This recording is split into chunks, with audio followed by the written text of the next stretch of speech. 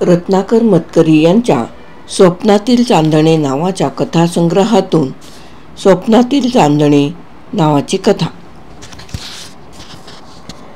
काही गाणी चटकन विसरून जाण्यासाठी असतात.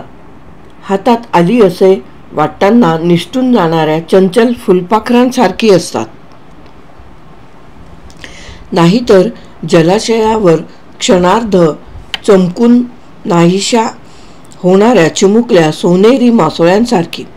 त्या क्षणापुरती ती आपल्याला वेडावतात. त्या क्षणी त्या स्वरांवर आपण झुकतो, भुलतो, पण नंतर वाटा वेगळ्या होतात. वाऱ्याची झुळूक कुठे गेली याचा जसा ठाव लागत नाही तसे सूर हरवतात. गाणे विसरते, पण काही स्वर जिव्हारी लागतात, घायाळ करतात. बाणांसारखी काही गाणी इतकी खोल रुतून बसतात की ती प्राणांबरोबरच बाहेर पडतात. विसरून गेलो, हरवून बसलो, या स्वरांना कायमचे पारखे झालो असे वाटताच ते परत कुठेतरी भेटतात. कुठेतरी संधी प्रकाशात एकाकी माळावर ते अद्भुत आकार घेतात. झिमझिम पावसात भिजून ओल्या बटा वाळवणाऱ्या रानात अवचित उगवतात. वादळाच्या संतापातून आक्रोशतात, नाहीतर भरतीने मौचिप्प झालेल्या पुळणीवर संथ नागमोड रेखतात. काही स्वप्ने अशीच खोल जाऊन भिडतात, जीवाला चिरतात, रक्तात पसरतात. काही स्वप्ने पहाट काळोखाच्या कोशात असतानाच पाण्यावरच्या प्रकाशासारखी विस्कटून जातात. पण काही स्वप्ने चंद्रप्रकाशातील सावल्यांप्रमाणे सोडून गेली म्हणताना पाठपुरावा करीतच राहतात. मनाच्या आकारातून साकारलेली ही स्वप्ने नंतर उलट मनातच आकार देत राहतात. माणूस मग समोरचे विसरतो. उघड्या डोळ्यांपुढचे त्याला दिसेनासे होते. स्वप्ने दारे उघडतात, पायऱ्या दिसू लागतात, दिवे पेटतात, सिंहासने मांडली जातात. स्वप्ने राज्य देतात. आणखी काही धीट हिकमती स्वप्ने या राज्याच्या बदल्यात सारे काही मागतात. सारे जिणे देऊनही एखाद्या स्वप्नाचे देणे भागत नाही. कुणीतरी मुळी स्वप्नासाठी जगत राहते आणि स्वप्नच खरे ठरते. जगाहून जिण्याहून विपरीत अशी स्वप्ने मोठी विलक्षण. अशा लक्षावधी विलक्षण स्वप्नांचा चुरा करून तो एका राजकन्येच्या जन्मवेळी जन्मलेल्या पऱ्यांनी तिच्यावर उधळला. त्यामुळे ती जसजशी मोठी होत गेली तसतशी तिची स्वप्नेही वाढत गेली. त्यांना पंख फुटले, पंखात झेप आली, झेप विस्तारली. राजकन्या वयात आली आणि तिचे मन शरीरात मावेना. रूप लखलखू लागले. तिचे चित्त दिशांना उडू लागले. जसा उगाचच हर्ष व्हायचा तसे कुठल्या निनावी दुःखाने डोळे भरून यायचे. कधी नुसत्या हिरवळीवर ठेवल्याने पाय शिणायचे, तर कधी मस्तक फत्तराचे कठीण उसे मागायचे. कधी उन्हात डुंबण्यासाठी तिने सूर्यफुलाचा हेवा करावा, तर केव्हा तिच्या तारुण्याने तो अंगार सांडतो म्हणून चंद्राला बोल लावावा. कधी फूल कुस्करले म्हणून मन व्याकुळ होई आणि उद्यानातून उठून एकटेच क्षितिजापार जाई. कधी नगरातली रोषणाई बघताना मनाचा उत्सव होई आणि रथातून उतरून ती गर्दीत मिसळू पाही. तर कधी जीवाभावाच्या सखीला दूर लोटून ती म्हणे, एकांताचीही सोबत नको. पौर्णिमेच्या रात्री ती तटावर उभी राही नि चंद्रावरच्या गूढ आकृतींना संदेश पाठवी.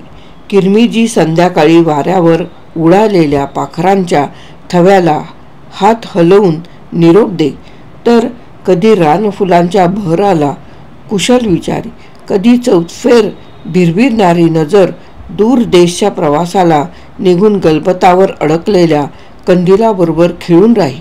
राजकन्येची सप्तरंगी स्वप्ने मग तारुण्याचे गूढ मंत्र तिच्या कानात गुणगुणत राहत. एका शरद रात्री तिची निद्रा एकाएकी चाळवली. या कुशीवरून ती त्या कुशीवर वळली.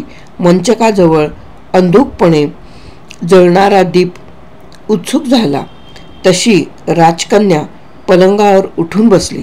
तिचे डोळे अजूनही मिटलेलेच होते. नी त्या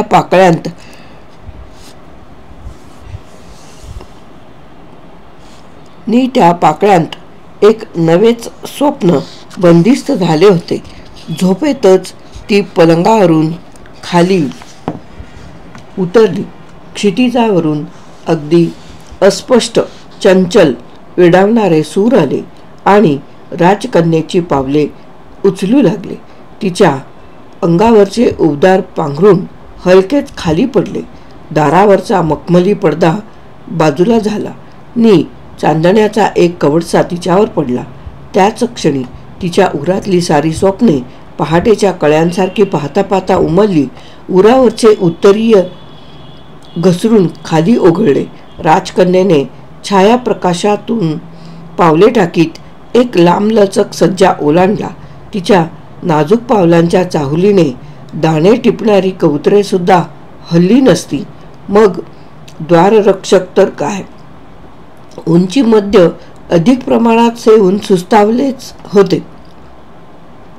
कठड्याच्या नक्षीदार आधाराने ती साऱ्या पायऱ्या उतरली. सवयीने ती मनात रोजच्यासारखे म्हणालीही असावी की या पायऱ्यांची संख्या नी माझ्या सर्वात लाडक्या सरातील मोत्यांची संख्या अगदी बरोबर जुळते. प्रमुख जिन्याने ती खाली आली. तरीही ते कुणाला समजले नाही.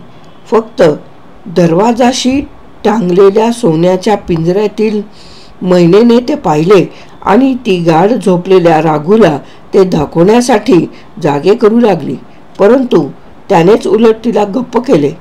मधला चौक झोपेतच ओलांडून राजकन्या मुख्य दरवाजाशी आली आणि निळसर चंद्रप्रकाशात तिला शस्त्रधारी आकृती दिसली. आपल्या दिशेने कोणी येत आहे असे दिसताच ती फेऱ्या घालण्याचे थांबवून एका जागी खिळल्यासारखा स्तब्ध उभा राहिला. मग तो पुढे आला. कोण आहे म्हणून तो हटकणार एवढ्यात राजकन्या कशालाशी ठेचाळली. तो स्वाभाविकपणेच पुढे झाला आणि त्याने तिला आधार दिला. क्षणभर चंद्र मेघांआडून बाजूला झाला आणि चंद्रप्रकाशात त्याला तिचा चेहरा दिसला. राजकन्येला पाहून तो आश्चर्यात बुडून गेला. पण त्याहून अधिक आश्चर्य त्याला वाटले ते तिच्या डोळ्यांकडे पाहून. ते अद्यापही मिटलेलेच होते. तिने निशंकपणे आपले हात त्याच्या गळ्यात टाकले आणि त्याच्या रुंद छातीवर रेशमी केसांचे डोके ठेवून ती गाढ झोपी गेली.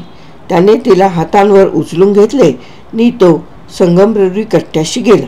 त्याने तिला कट्ट्यावर ठेवले व तिला जागे करू लागला. या अस्मानी चांदण्यात ती हळूहळू उठून बसली. आपले काळेभर डोळे तिने उघडले. त्यांची काहीशी अस्थिर हालचाल केली. जागेवर नसलेले उत्तरीय सावरल्यासारखे केले आणि आपला शुभ्र कमळासारखा हात त्याच्या दिशेने उचलला. अंगठ्या शेजारचे बोट त्याच्या छातीवर ठेवून ती म्हणाली, तू माझा आहेस. त्याच्या लक्षात आले की ती अजूनही झोपेतच आहे. तलम वस्त्रातून थरथर कापत ती म्हणाली, मला थंडी वाजते. त्याने आपल्या अंगावरचा जाड्या भरड्या कापडाचा झगा काढला व तिला पांघरायला दिला. चंद्रावर ढग जमले. ती मनातल्या मनात बोलल्यासारखे म्हणाली, तू मी, तू माझा. आणि ती त्याच्या जवळ सरकून त्याच्या कुशीत झोपी गेली. तिचे ते शब्द त्याच्या मनात घुमले आणि तो शहारला. आजवर कुणीच त्याला आपले म्हणले नव्हते. त्याची विधवा आई खंगून खंगून मरून गेली होती. शेवटी त्या अर्भकाला जवळ घेऊन तिने त्याच्या डोक्यावरून हळूच हात फिरवला होता.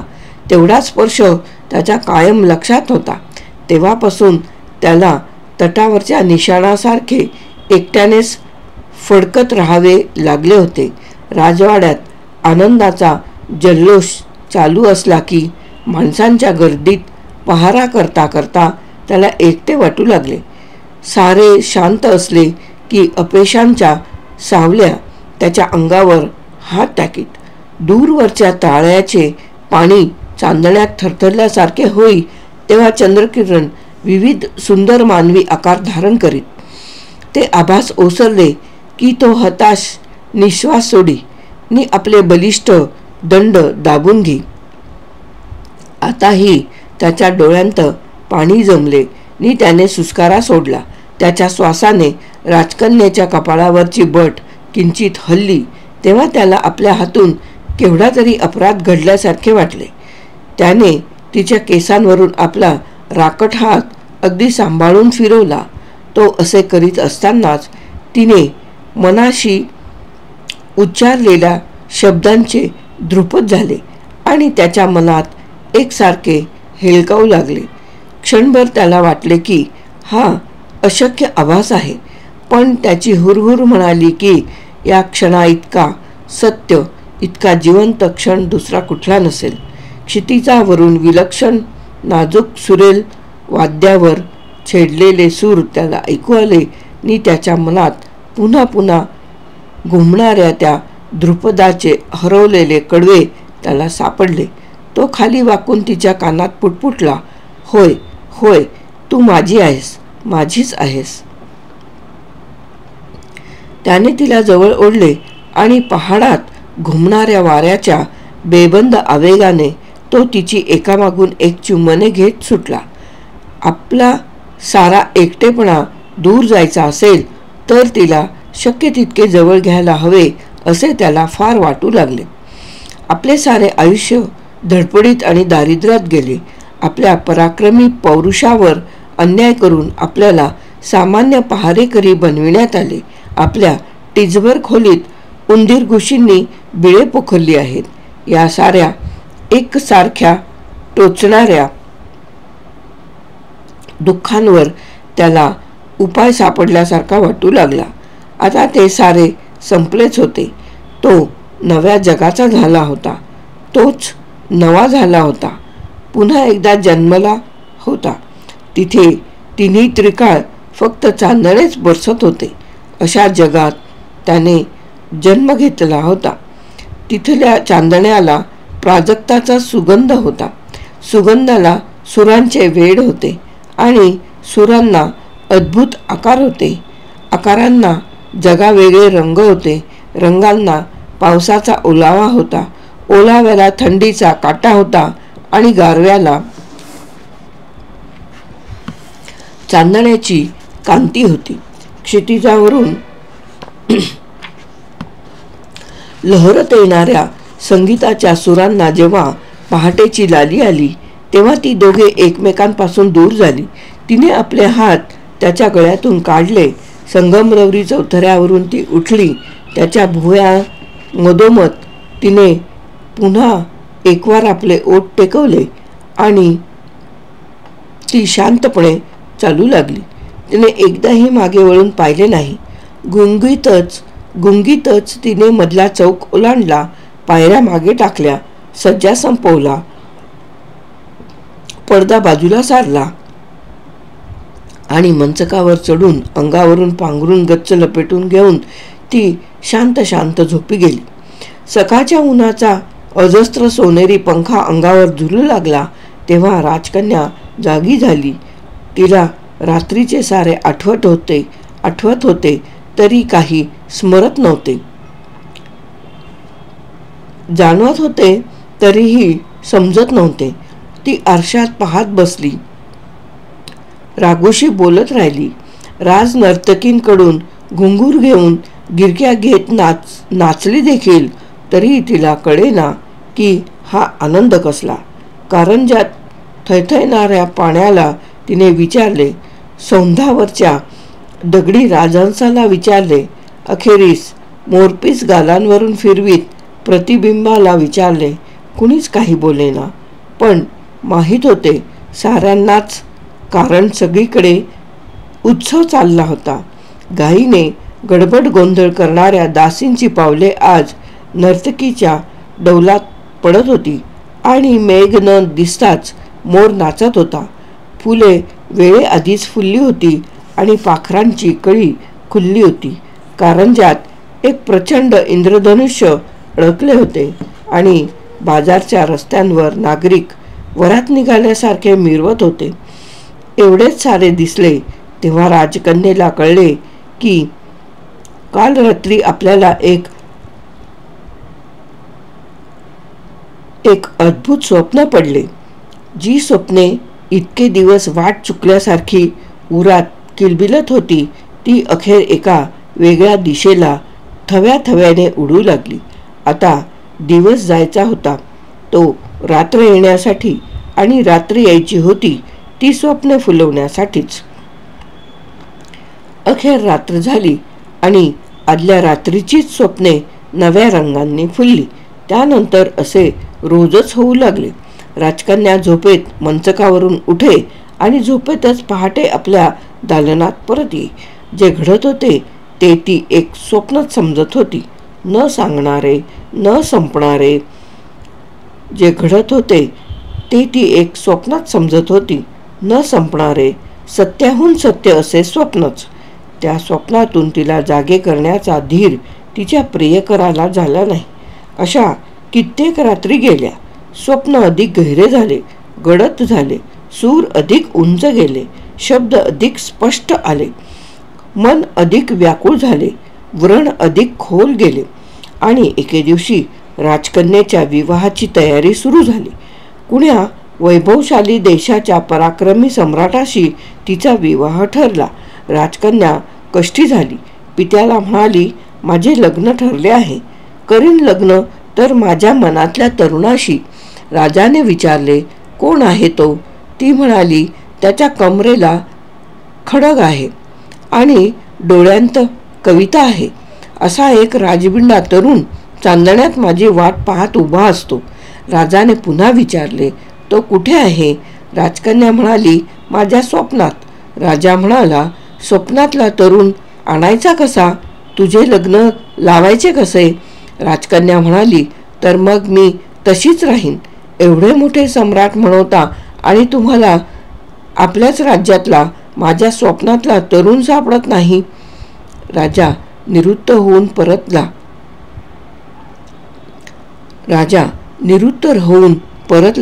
राजकन्येच्या विवाहाची तयारी उधळली गेली आणि त्या दिवसापासून राजकन्या अंथरुणाला खिळली. राजाला तिच्या प्रकृतीची काळजी वाटू लागली. दिवस रात्र तिच्या तैनातीला वैद्य राहत. दास-दासींचा आसपास सक्त पहारा असे. रात्री तिने झोपेत चाळवाचाळव केली तरी दासी तिला हवे नको विचारायला धावत येत. तिच्यावर कसून लक्ष ठेवण्यात येई. राजकन्या रात्री पलंगावर उठून बसे. तिला ताबडतोब नीट निजवण्यात येई. ती चालू लागण्याचा प्रयत्न करी. लगेच तिला गुंगीचे औषध पाजण्यात येई. चांदण्याचा कवडसा देखील तिच्या अंगावर पडू लागला तर लगेच जवनिका ओढली जाई. राजकन्येची झोप यत्किंचितही चाळवू नये अशी काळजी घेण्यात येई. आणि तरीही राजकन्या सकाळी उठे ती अधिकच निरुत्साही, अशक्त होऊन. तिचे स्वप्न हरवले होते त्यामुळे ती बेचैन होती. दिवसभर डोळे मिटूनही पूर्वीचे मधुर स्वप्न नजरेआड कसे झाले हे तिलाच कळत नव्हते. सर्व औषधे करून झाली. पहारा अधिक कडक झाला, परंतु राजकन्या दिवसेंदिवस अधिकाधिक व्याकुळ होऊ लागली. तिचे दुखणे विकोपाला जाऊ लागले. इकडे पहारेकरी तिची रोज वाट पाही. रात्र पडू लागली की त्याला वाटे, आज ती नक्की येईल. चंद्रोदय झाला तरी कुणीच फिरकत नसे.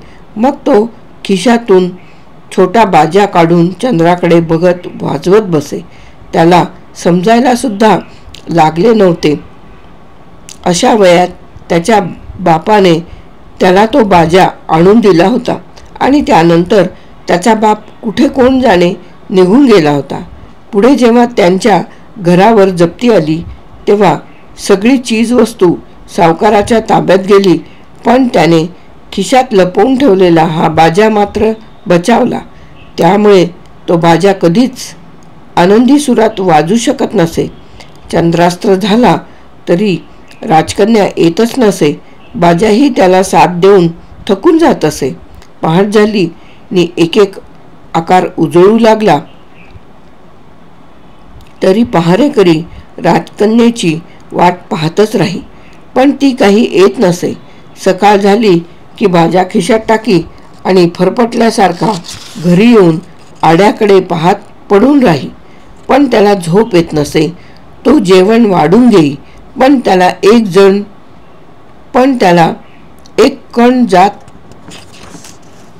कण जात नसे. कुणाला बोलावून तो सारे अन्न देऊन टाकी. दुपारच्या उन्हात तो जीर्ण भग्न देवळाच्या तुटक्या पायऱ्यांवर जाऊन एकटाच बाजा वाजवीत बसे. बाजाचे सूर तिथल्या फुटक्या दगडी मूर्तीमधून घुमत संध्याकाळ झाली की तो आशेने तळ्यापाशी येई. त्याची चाहूल लागली की तिथल्या पारव्यांचा कळप दचकून पंखांचा केवढा तरी फडफडाट करीत उडून जाई. तो निश्चलपणे कट्ट्यावर बसून राही. रात्रीची वाट पाहत रात्र एकटीच येई. अशा कित्येक अमावस्या पौर्णिमा गेल्या आणि त्याला वाटू लागले की आपण पाहिले ते स्वप्न होते. मात्र त्या स्वप्नासाठी तो जीव धरून होता, त्या रात्रीसाठी तो दिवस ढकलीत होता. एके दिवशी कोणी म्हणाले की राजकन्या अंथरुणाला खिळली आहे, खात नाही, पीत नाही, अगदीच हटली आहे. कदाचित ती फार काळ जगणार सुद्धा नाही. हे ऐकून पहारेकऱ्याला धक्का बसला. त्याचा जीव गलबलून गेला. त्याने नीट चौकशी केली. त्याला सारे कळले. तो घरी आला. विचार करीत पडून राहिला. बाजा त्याने ओठांनाही लावला नाही. खाणेपिणे त्याला आठवले नाही. दारात घोटाळणाऱ्या कुत्र्याला काही देणे सुद्धा सुचले नाही. कधी नव्हे एवढ्या गंभीरपणे त्याचा विचार कितीतरी वेळ चालूच होता. अखेर पडक्या पश्चिम खिडकीतून मावळते किरण आत आले तेव्हा त्याचा काही एक निश्चय ठरला. एक फिकट हसू त्याच्या ओठांवर आले. राजकन्या सुखी व्हायची तर आपले स्वप्नच राहिले पाहिजे असे त्याने पक्के ठरवले. भिंतीच्या उडालेल्या गिलाव्याकडे आणि उखणलेल्या मातीकडे पाहत तो म्हणाला, हे घर उंदीर घुशींना आणि माझ्यासारख्या दरिद्री फटिंगाला चांगले. राजकन्या इथे येऊ शकणार नाही, कधीच नाही. मग तो स्वतःला म्हणाला, अरे मर्दा, एवढे जिथे सहन केलेस तिथे यातच काय आहे मोठे. आणखी एक पराभव असेच समज. त्याने खांदे उडवले आणि बाजा खिशातून काढून ओठांना लावला. क्षितिजावरून येणाऱ्या त्या ओळखीच्या सुरांना विसरून जाण्याचा त्याने त्याच क्षणी निर्धार केला.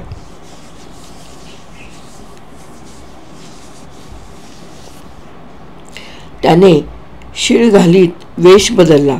दाढीमिशा लावून तो अवलियासारखा दिसू लागला. काजळाने चेहऱ्यावर रेषा ओढून तो वृद्ध झाला.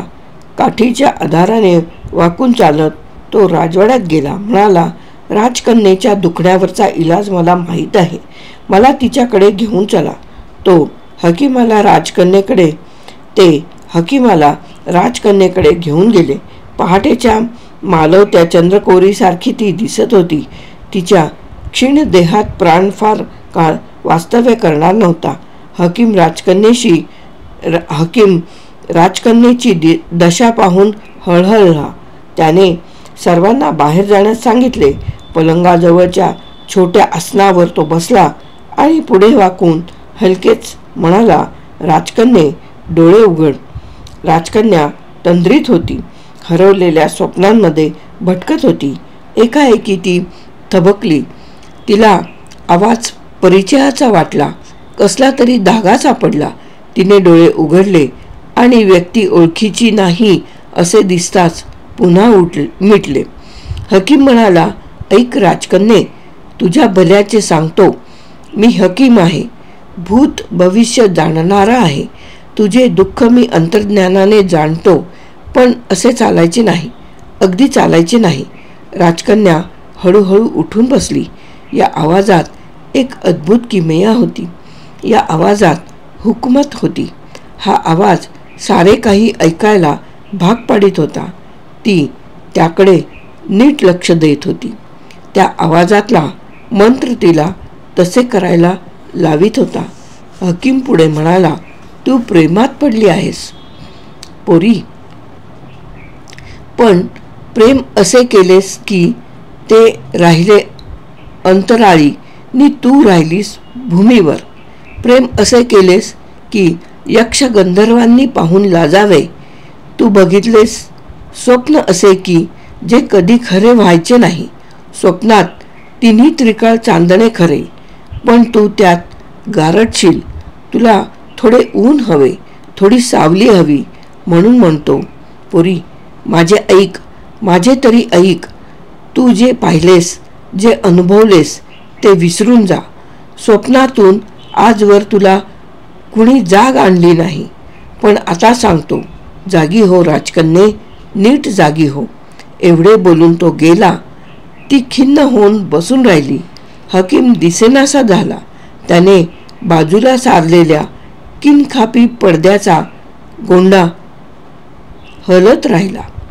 राजकन्या कितीतरी वेळ त्या हलत्या सोनेरी गोंड्याकडे नि त्याच्या जांभळ्या सावलीकडे पाहत राहिली आणि एकदम ती स्वप्नातून जागी झाली. सगळे धुके विरले, कसली तरी खून पटली. राजकन्येला भोवळ आल्यासारखे झाले. जागच्या जागी ती खाली बसली.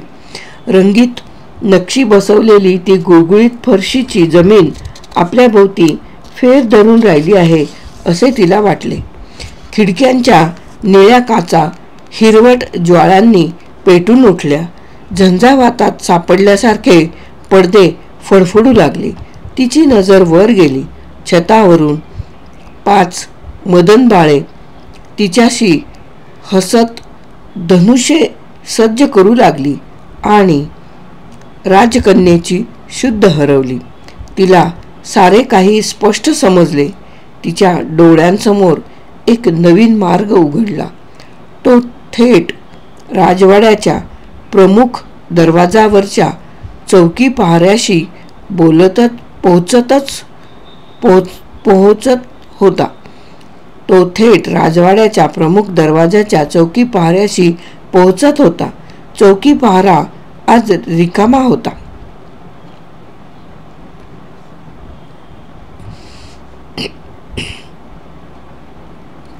पहारेकऱ्याने एक छोटे गाठोडे खांद्यावर मारले आणि घराला कुलूप लावले. खिशातला बाजा चाचपून पाहिला आणि तो निघाला. गावाच्या वेशीपर्यंत कुत्रा त्याला सोबत करायला आला. पहारेकरी चालतच राहिला. अखेर गाव मागे पडला. तरीही तो चालतच होता. जे घडले होते त्यापासून जमेल तेवढे दूर जावे म्हणून तो चालत राहिला. शेवटी तो दमला. अंधार पडला. त्याला एक धर्मशाळा दिसली. तिथेच तो जमिनीवर पसरला आणि गाढ झोपी गेला. रात्री झंझावात सुटला. पालापाचोळा गिरक्या घेत उंच उंच जाऊ लागला. पावसाचा थेंबही नव्हता, पण प्रलय होत असल्यासारखे आवाज येत होते. 10 दिशांतून घनगंभीर सूर घुमू लागले आणि एक चमत्कार झाला. पहारेकरी गाढ झोपेतच उठून बसला. धर्मशाळेच्या पायऱ्या उतरून तो धावत सुटला. चंद्राला ढगांनी वेढले. सगळीकडे काळोख पसरला, पण त्याला प्रकाशाची गरज नव्हती. त्याचे डोळे मिटलेलेच होते. त्याच्या पावलांना, त्याच्या रक्ताला ती वाट माहीत होती. धावतच तो गावाच्या वेशीतून आत शिरला. पाचोळ्याची गती वाढत होती. पाचोळा चक्राकार फिरू लागला. सुरांचा कल्लोळ वाढला. राजवाड्याच्या झालरी हलत होत्या. झुंबर हिंकळत होते आणि त्याबरोबर सावल्या सगळ्या दालनभर जिम्मा खेळत होत्या. राजकन्या मंचकावर उठून बसली. आता ती संपूर्ण जागी होती. दासींनी तिला झोपविण्याचा प्रयत्न केला, पण तिने त्यांना बाजूला सारले. हाताने पडदा सरकवून ती दालनाबाहेर पडली. मेघ चंद्राभोवती गोलगोल धावू लागले. राजकन्येने सज्जा ओलांडला. शिपाई तिच्या वाटेत आले. तिने नुसता हात उचलला. तिच्या नजरेतला निर्धार पाहून ते बाजूला झाले. त्यांतील काही जण हा प्रकार राजाच्या कानांवर घालायला धावत गेले, पण राजकन्या थांबली नाही. घाईघाईने पण निश्चयाने ती पायऱ्या उतरून खाली आली. धीटपणे तिने मधल्या चौकातला अंधार ओलांडला. झंझावात गरजत होता. दिशांची तृषा बंड करून उठली होती. पिसाट सुटलेला वारा मेघखंड इतस्ततः भिरकावीत होता. राजकन्या मुख्य दरवाजाशी आली. राजवाड्यात हलकल्लोळ माजला. दरबारी जमले. सारे राजकन्येच्या पाठोपाठ निघाले, पण तिच्या पायांना पंख फुटले होते. तिचे शरीर अधीर होऊन वाऱ्यावर निघाले होते. कान सुरांची चाहूल घेत होते. डोळे उत्सुक झाले होते. क्षणभरच ती त्या सोसाट्याच्या वावटळीत राजवाड्याच्या अजस्त्र दरवाजाशी उभी राहिली आणि मग एकदम तिला तो तळ्याजवळून पळत येताना दिसला. असंख्य अमानुषांनी झपाटल्यासारखा तो तिच्याकडे येत होता. त्याला जाग नव्हती. त्याचे डोळे अजूनही मिटलेलेच होते. वाऱ्याचे सूर उंच उंच गेले. राजवाड्याच्या दारात येऊन पाहणारे दरबारी स्तंभित झाले. राजकन्या राजवाडा सोडून तळ्याच्या दिशेने धावत सुटली होती. त्याच्यापाशी जाऊन तिने त्याला जवळ ओढले. त्याने मिटल्या डोळ्यांनी तिला पाहिले आणि एक तृप्तीचा निश्वास सोडला. दुसऱ्याच क्षणी त्याने तिला कधी न तुटणारी घट्ट मिठी मारली. तो अजूनही स्वप्नात होता. ती संपूर्ण जागी होती. जे घडत होते ते मात्र अगदी सत्य होते. स्वप्नातील चांदणे नावाची कथा समाप्त.